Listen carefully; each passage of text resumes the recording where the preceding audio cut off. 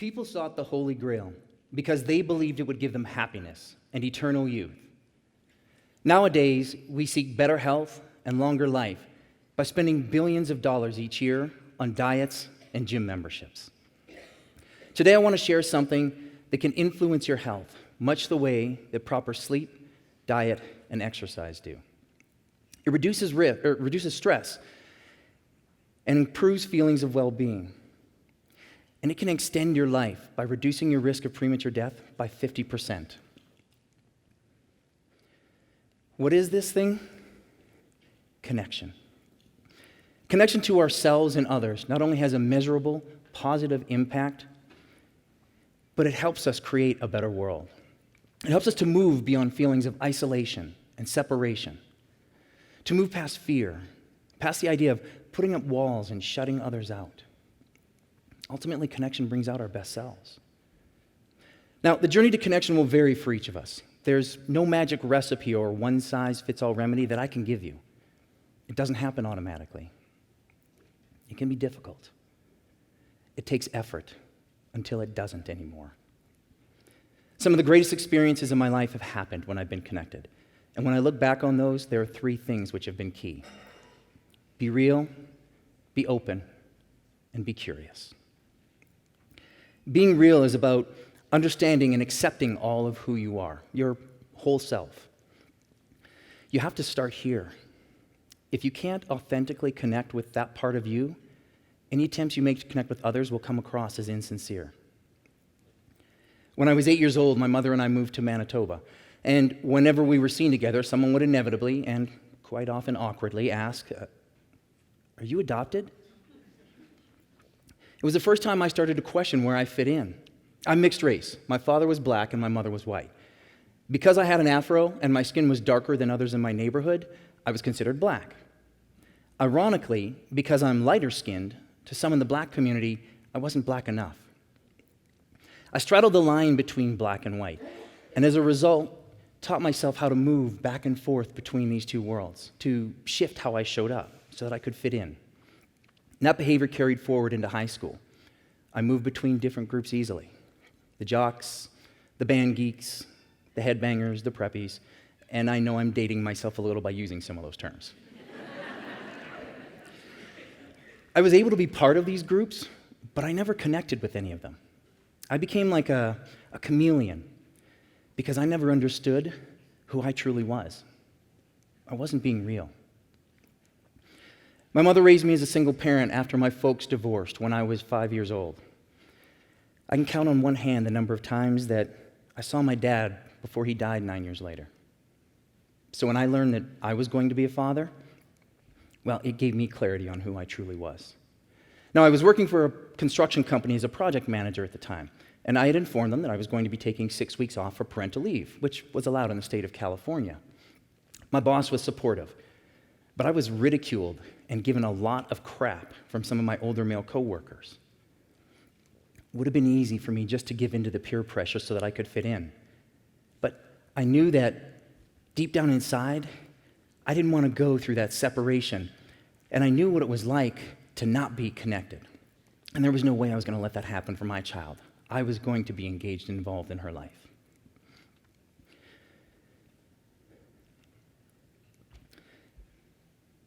My transition into fatherhood was a time when I understood and connected with who I truly was. It was a time that I claimed who I was and who I wanted to be. It was me being real. Think about the last time when you weren't real, when you changed who you were just to fit in. What did that cost you? Being real matters because it connects you to your true self, your whole self. Until you can honestly connect with that part of you, you can't honestly connect with others. Once you're able to be real, you can begin to be open with others. Now, being open means having a willingness to show your whole self to others. It requires vulnerability on your part and a willingness to stay. Staying is swallowing that urge to get out of a situation because it brings up something uncomfortable. It's recognizing the inclination to avoid or close down or just run from that discomfort. And instead, staying to see what else is there.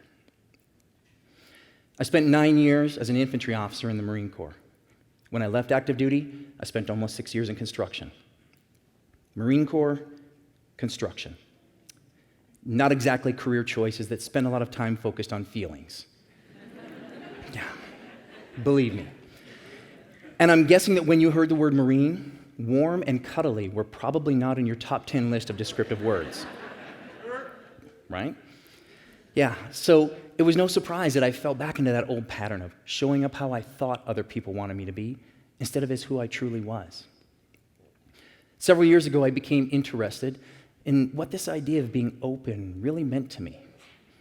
Now, like many of us, and pay attention here, gentlemen, I had convinced myself that being open and vulnerable was a sign of weakness, not one of strength.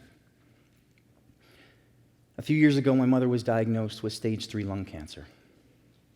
Part of me wasn't surprised. She had been a smoker my whole life. And it still hit me like a ton of bricks. True to her Canadian prairie farm girl nature, she fought hard. And that same year, 5 days before Christmas, she lost that battle. I put aside grieving temporarily because I convinced myself that things needed to get done to tie up loose ends, to sell the house and close out the estate. And in quiet moments, I cried, alone. I wasn't able to be fully open because I was still unconsciously clinging to this idea that I needed to be strong. Come on, man, you got a wife and daughter who are depending on you. You got to keep going. At least that was the story I kept telling myself. Several months after my mom died, I was feeling overwhelmed and found myself crying in the bathroom again. My daughter must have heard me because she opened the door and looked in. And she said, "What's the matter, Papa?" And for a moment, that old voice kicked in, yelling in my head, "Stop crying. Don't let her see you like this. Be strong!" And then I looked at her, her eyes filled with love and concern, and something in me shifted. And with tears running down my face, I told her, "I'm just really sad because I miss Grandma." And she walked over and put her arms around me and hugged me and said, "I miss her too, Papa. I miss her too." This amazing, beautiful 5-year-old child simply saw who I was being in that moment and responded with compassion and empathy. In that moment when things shifted for me, I realized that I didn't want to hide parts of myself from her anymore. I was tired of hiding. And I knew that I didn't want her creating stories about parts of herself that she needed to hide. She may not remember that moment, but I do. It changed my connection with her. It strengthened it in a way that I hadn't thought possible before it happened. That moment was a beautiful gift to me because I was open to receiving it. And I believe that how we each showed up in that moment was as our best selves. When you hide parts of yourself from the people in your life, how does it limit you? What do you lose out on because you're not available? Being real and being open is having the courage to let others see you, all of you, the clean and the messy parts. It's about giving yourself permission to experience the full range of your emotional bandwidth. Being open matters in connection to others because it's those emotional connections that are universal in us humans. Finally, once you're able to be open and connect with others, you need to remember to be curious. Now, for anyone who's spent any time around a toddler, there's one question they love to ask over and over again. What is it? Why? Oh my God. Yes. And it can be annoying, believe me, you know. But remember that they're just trying to understand the world around them. I believe that being curious is important to connection because it's when we get curious about other people that we begin to learn about who they really are beyond who we think they are. Another important part of being curious is about listening to others. And not the listening that many of us are guilty of most of the time, which is simply waiting for our turn to talk. No, I'm talking about getting connected with this moment and actively listening to what the other person is sharing. My mother would sometimes say, "Christopher, stop broadcasting and start tuning in." I think that fits perfectly here. Think about the last conversation that you had. Were you tuning into what the other person was sharing, or simply waiting for your turn to broadcast?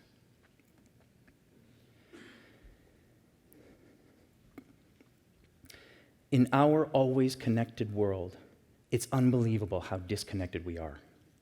We use social media to connect with our world through electronic devices, yet fail to see the irony of how we do it by keeping people at arm's length, only showing them what we choose to let them see, our picture-perfect Facebook and Instagram lives. Our decreasing attention span makes us want everything in a soundbite format. Quick and easy, thank you very much. No, I'm sorry, I can't spend a lot of time connecting with you because I need to go connect with all my other followers. Where's the quality in those connections? I get it. We have lots of reasons to justify why we don't have time to be curious towards others. They're a different religion, a different political affiliation, a different generation, a different fill in the blank. It can be uncomfortable to challenge our assumptions, and it takes a conscious effort over time to do so. When you choose to be curious, you let go of your own ego. You connect with the person that is there with you, not the story you've made up about them. Remember to stop broadcasting. Make time to tune in. How often do you follow your curiosity? And when you do, how does it change the way you connect? We have seen some incredible examples of what can be created when we're connected in our humanity. The Olympic Games, the civil rights movement, the way we came together as a nation following 9/11. Many of us come to TED because we want to connect with something bigger than ourselves. Connect with ideas that inspire us to create meaningful change. Connect with people who focus on what could be. Yet, outside is a world where fear and isolation make real connection a challenge that threatens to impact our health and shorten our lives. It threatens to bring out the worst in us. As you leave here today and go back to your lives, I'm challenging you to find someone you might normally overlook, someone you might not give a second thought to. And instead of continuing on your way, step up to them and connect. And then stay and allow them to connect with you. When we really and truly connect, we become and share our best selves. We create space to allow others to show up and be their best selves. We create a better world. What if we collectively choose to be real, open, and curious? Imagine the possibilities in that world. Thank you.